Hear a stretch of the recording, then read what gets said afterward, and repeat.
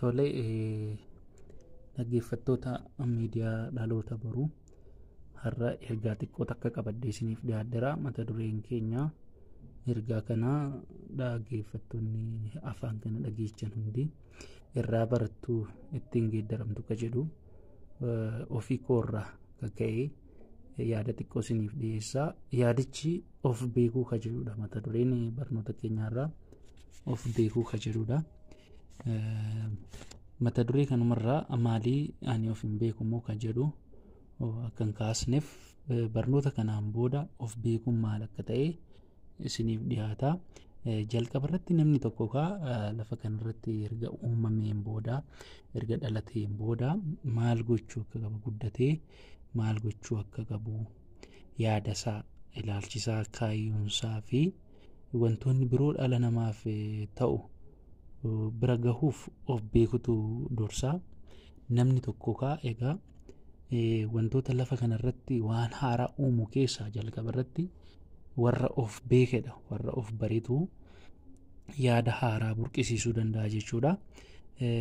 Of beekuun ani eenyu kan jedhu of jalaa qaba. Maafan lafa kanarratti uumamee maal godheen milkaa'ee immoo namootaaf wanta haaraa wanta jireenya isaanii salphisu akkamittiin uumeen darbuu akka danda'u kan barsiisudha barnoonni kuni. Egaa barnoota keenya har'aa keessatti of beekuun booda namoonni tokko barnoota kanaan booda wantoota haaraa ta'an argaman waan haaraa hin kaata. Abdii lafa kutte keessaa ka'uudhaaf barnoonni kuni baay'ee barbaachisaadha. Yaada dhaamsa xiqqoo takka isinii dabarsa jechuudha. Kana waliin itti fufaa jechuudha. Gadumaatti na dhaggeeffadha. Akka beektonni jedhanitti namoonni tokko yaada haaraa nama barsiisuun dura of beekuu qabu. Nama barsiisuun dura maal gochuu qabu? Of beekuu qabu. Namni tokko barnoota sirrii ta'e fi guutuu ta'e namootaaf dabarsuu dura of baruutu dursa.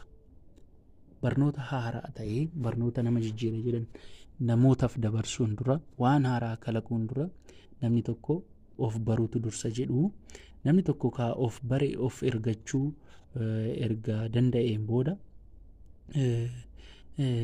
tooftaa fi gochoota ittiin wantoota haaraa kana hojjetu yaaduu keessa gala jechuudha. Egaa of bareen booda namni eenyummaa keessiif arguu hin eegin.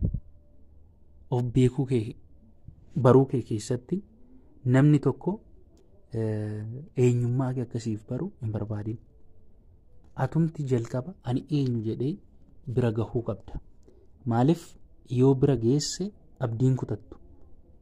Ani kana booda waa tokko uumuu hin danda'u hin jettu jechuudha. Eenyummaan kee darbee hin yaadin. Ani kana booda abdii hin qabu hin jedhin. Amma ka'e yaadi, hubadhu, xiinxali. Eessan jira? Maalan ta'ee kufe? Maalafan abdii kutadhe? Kan jedhu yaadota dhiyeessii ofiif jalqaba.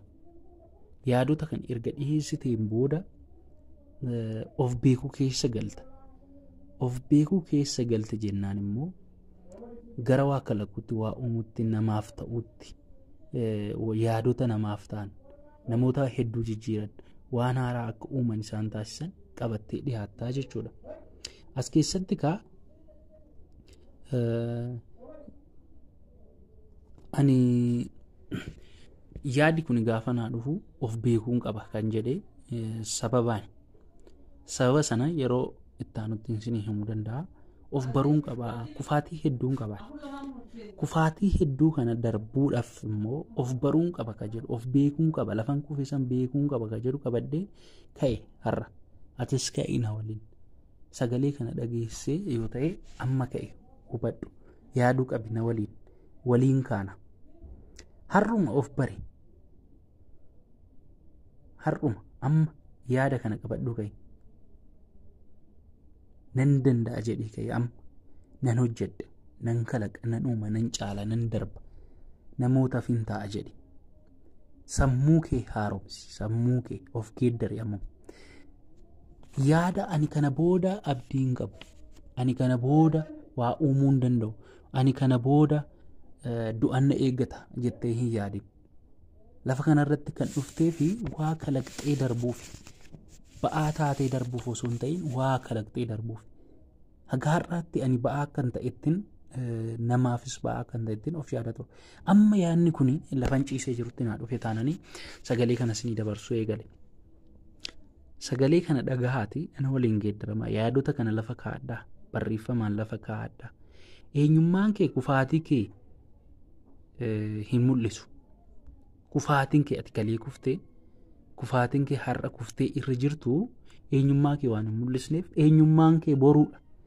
Boruu keetitu eenyummaa kee ibsaa ka jedhuun qabadhuu ka'e. Dhugaadha. Kaleessa kufeera. Har'a kufee hin jira. Amma maal gochuun qaba ka jedhu amma kana kalaqi ka'e barreessi. Ana waliin barreessi. Maal gochuu akka qabnu barreessina. Hin kaana. Hin jijjiiramu. Abdiin kutu nan hojjedha nan uuma.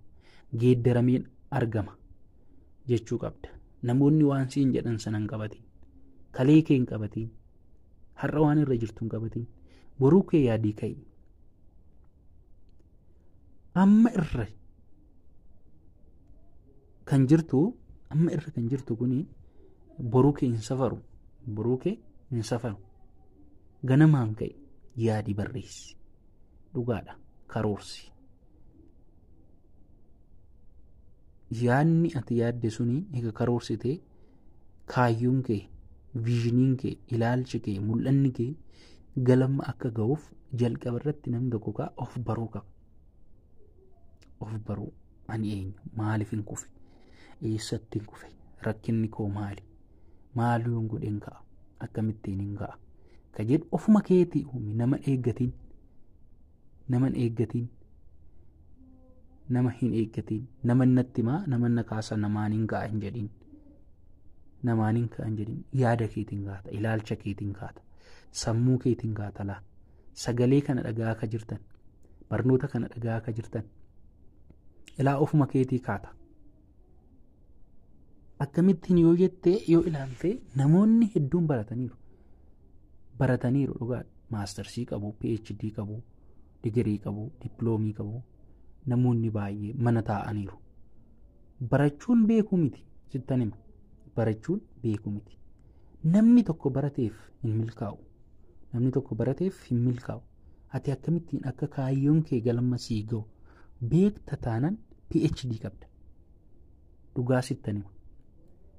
Hin barannee baradhee naaf milkoofnee jettee of hin gatiin, of hin kuffisiin. Haala kamiin maallaqi akka argamu, haala kamiin kaayyoo kee akka galma geessu, haala kamiin viizhinii kee, ilaalcha kee, mul'ata kee galmaan geessu qabda taanaan, yaaduma san qabda taanaan, har'a of kakaasuu eegalte taanaan, boruuf yaaduu eegalte taanaan ati PhD qabda. Biyya keenya keessatti yoo ilaaltan namoonni kam akka hin baranneef osoo hin ta'in haa baratan. Garuu namoota barattoota PhD qaban, maastarsii qaban, digirii qaban caalaa namoota of biraa hiriyoota keenya kutaa afuritti nu biraa dhaabantu milkaa'e. Dhugaadha. Waan haaraa namootaaf uumanii, namootaaf bu'aa ta'an, maatiif bu'aa ta'an, biyya isaaniif bu'aa akka ta'an irra caalatti namoota barnoota dhaabanidha. Barnoota dhaabaa jedhee hin barsiisne. Barnoota akka hin naafne itti fufaa. Barnootaan qofa milkaa'a akka jedhu sammuu keessan keessa baasaa. Dhumatti addunyaa fi bu'aa ta'uuf uumamne haga ta'etti bu'aan kiyya maali jennee ka'uu qabna. Amma kana qabnee bu'aan keenya maal akka ta'e yoo hubanne galma ni geenya jechuudha. Galma ni geenya. Yaadi. Dhumarratti of baruun kanaan hin xumuru waa hedduu of keessa qaba. Gabaabsee isin ibsuuf kan jedhu namni tokko amma ka'ee ani nan uuma. Dhumarratti ani nan uuma, ani nan danda'a, ani nan ka'a, yaadda kiyya, kaayyoo kiyya, galma nan ga'a jettee ka'uu qabda. Karoorsi amma ka'e waraqaa of biraa qabdu qabadhu ka'e karoorsi. Waan addunyaa tanaaf gootu karoorsi. waan sabaaf gootu karoorsi, waan biyyaaf gootu karoorsi. Kallattii badiin osoo hin ta'in waan gochuu qabdu karoorsi. Ka'i itti yaadi, itti deemi, bira geessa. Ilaa harka keetiin qabdee argita. Harka keetiin qabdee argita. Kanaaf of baruuni, of beekuuni waa beekan, waa dalagan akkuma jedhu waa beekuuf bira ga'uudhaaf of beekuu qaba namni tokko. Lafa jiru beekuu qaba, lafa itti kufe beekuu qaba, lafa itti miidhame beekuu qaba, maal gochuu akka qabu karoorsuu qaba, maalitti akka deemu karoorsuu qaba, eessan akka deemu karoorsuu qaba, boruusaaf karoorsuu qaba namni tokko. Kana fakkaataa barnoonni of beekuu ka jedhu xiqqeessee daqiiqaa 10 isinii dhiyeessedha. Gara fuulduraatti babal'isee yaada haarawaan itti deemna. Ana waliin warri kana karoorsitan milkaa'uudhaaf, galma keenya ga'uudhaaf karoorsuu qabna, yaaduu qabna, mul'ata qabaachuu qabna jechuudha. Galatoomaa warri dhaggeeffattan laayikii sheer nuu godhaa, waliin itti fufnaa jechuudha.